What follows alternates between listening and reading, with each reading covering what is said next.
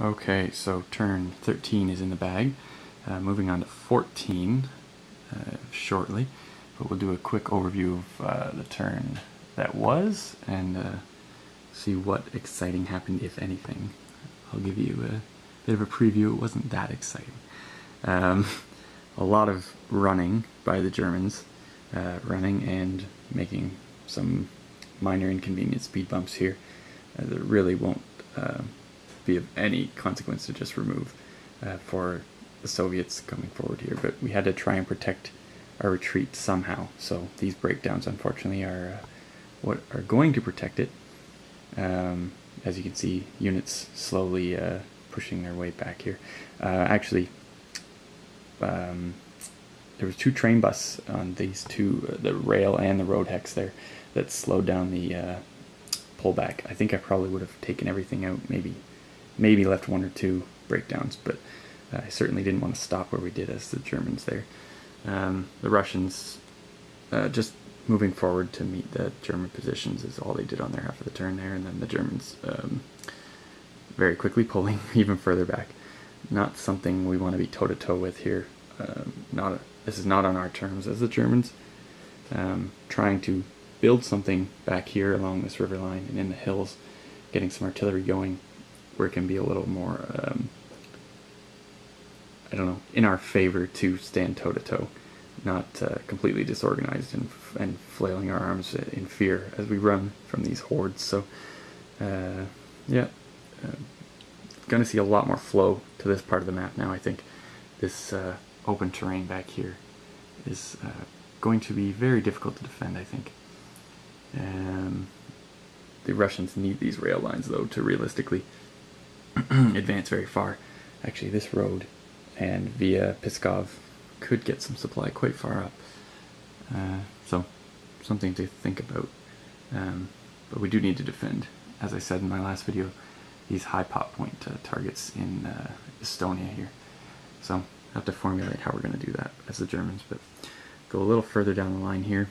Again, trying to build something behind. There's a river line here. Trying to see what we can do to prevent any quick and dangerous breakthrough by the Russians into our rear areas here. Terrain not much better behind these positions. Some forests. I've opted to build a hedgehog for a fallback position there. Headquarters there ready to go.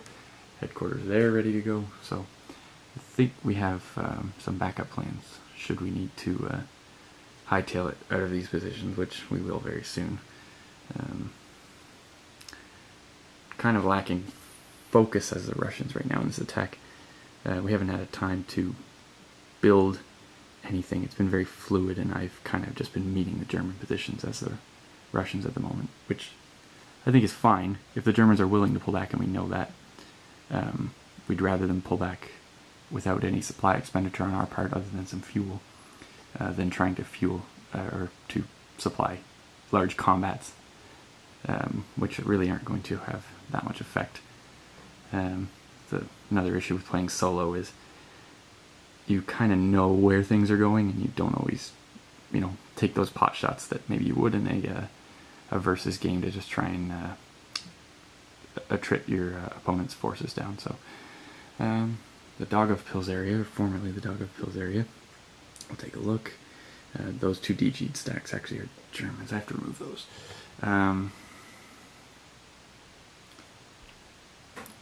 Well, that didn't go well. Okay. I'll fix it after.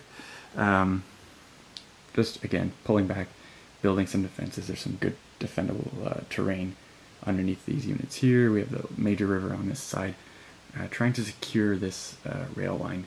It's keeping a lot of this area in supply, allowing us to transfer SPs in and out of this area as required. So garrisoning there, I feel, is important. It's taking a lot of units.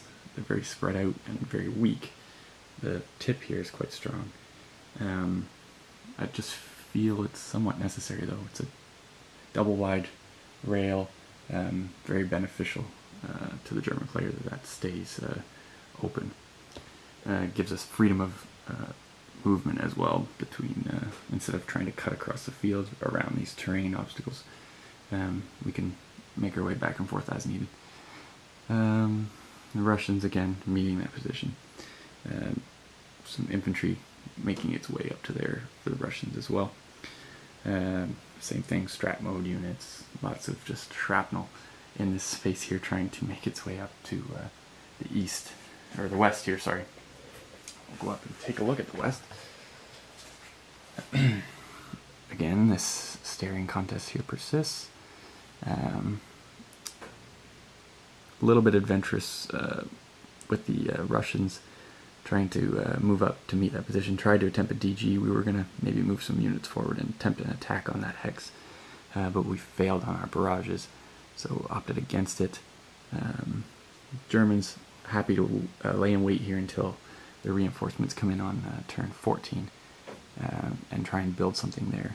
We were hoping for a double turn, but it's not going to be. I've done the rolls for turn 14 already, so but there's certainly some juicy targets here that in a turn that we have now, the Germans going first on 14, we really could cause some major headaches because there's not a lot of reserve forces. There's a few stacks here and there. But there's a wide open space here, not a lot of protection back in here. As you can see, we've made our way towards Riga as well, just on the outskirts now, but some very defensible positions. I have placed reinforcements for 14 already, so there's some units in here that have already been placed. They're not from the turn prior, they're just brand new now. We did cut off this section of the map now, actually, as well as the Russians. In exploit, moved some a tank corps up to Combs here, partially surrounding, but cutting off the rail line. Cutting the rail line there as well. So there's no rail connection to the rest of the map for the Germans from their main supply source. Fortunately, they have plenty of supply source from Riga, and there's a decent level of supply in Riga as well, so nothing to panic about yet, but we certainly want to open that up. And I think we will do so now that we feel decent about our defense here in the Riga area. We'll strike out against these successfully DG'd tank units. Take a look there.